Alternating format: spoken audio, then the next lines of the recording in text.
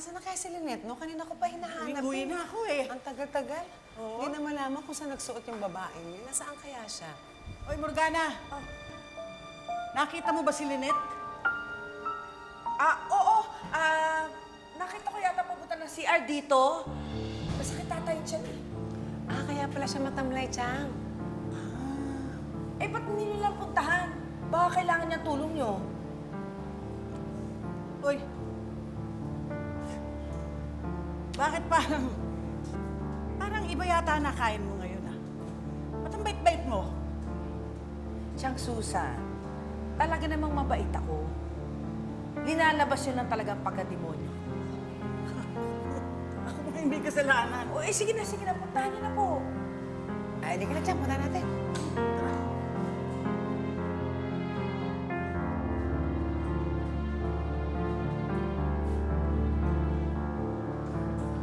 Sana nga wala na makakita kay Lynette hanggat sa mamatay na siya.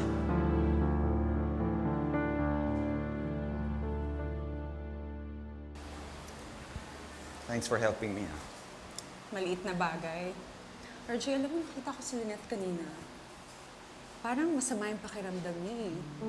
Is it okay if isama na natin siya pabalik ng Manila? I really think she needs to rest. Wag na. We don't need to look after her. Nandiyan naman si Josa at saka si Aling Susan. Thank you, RJ. Kahit na hindi mo sabihin, I know that you're considering my feelings.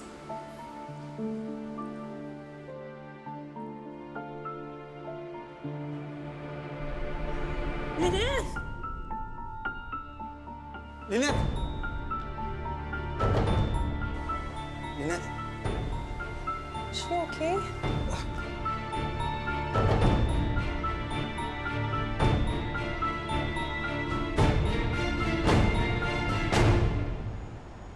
I think she fainted from fatigue. And meron din siyang sugat above her ankle. Kaya siguro nilalagnat siya. Okay, Doc. Gagawin po namin lahat para mapagaling siya. Thank you.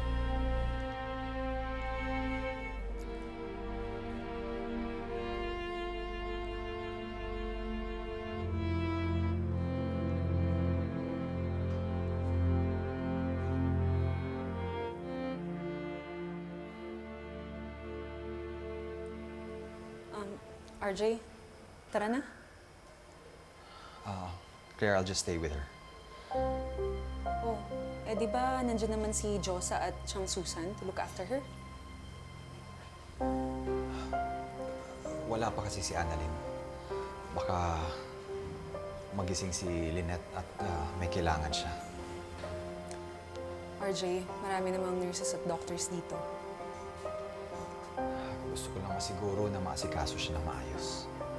Hindi naman siguro nila pababayaan si Lynette. Claire, please. Hayaan mo na lang ako. Kanina lang wala kang pakialam kay Lynette. Ngayon, aligagang-aligaga ka. Claire, pwede ba? Pwedeng ano?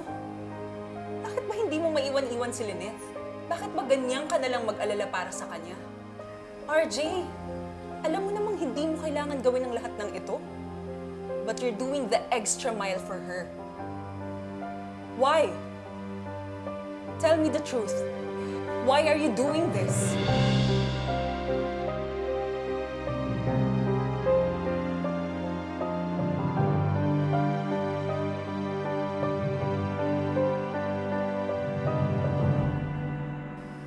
Claire.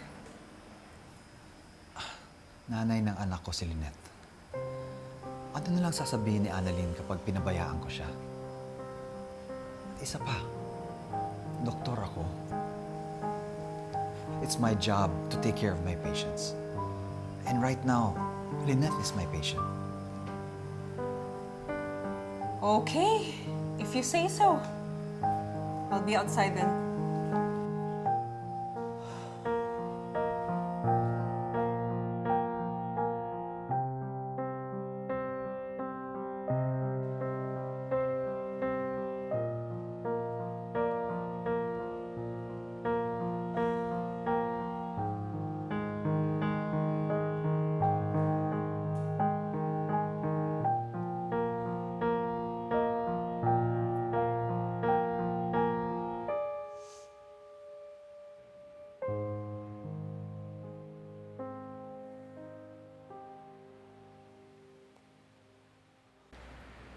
Well, hello, Claire.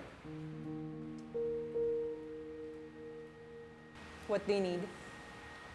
Shouldn't you be asking that from me? A shoulder to cry on, perhaps? And why would I need that? Because I saw you and RJ fighting about Lynette. We are not fighting. No, but you wanted to, right? Kitang-kita naman magsiselos ka. Dahil OA ang pag-aalaga ni RJ kay Lynette. Sinabi ko naman sa'yo eh. Hindi kaibigan niyang Lynette na yan. At isa pa, in love pa rin siya kay RJ. Walang ginagawa si Lynette. Tulog nga siya the whole time eh. Well, then, mas malaki na ngayon ang problema mo dahil mukhang si RJ pa ang in love kay Lynette. Hindi na in love si RJ kay Lynette. Pwede ba, Morgana? Tigil-tigilan mo ng paninira. Nagmumukha ka lang inggitera. Well, then, good luck, girl.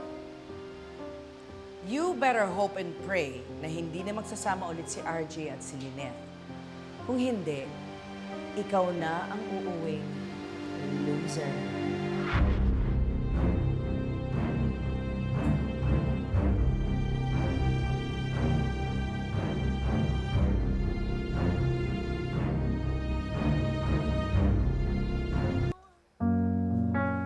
Dok, tinisan ko lang po yung sugat ni Ma'am. Pwede ba ako na lang gumawa niyan? Dok, nakakaya naman po. It's okay. Ako na gagawa, ha? Sigurado po kayo. Salamat. Sige po.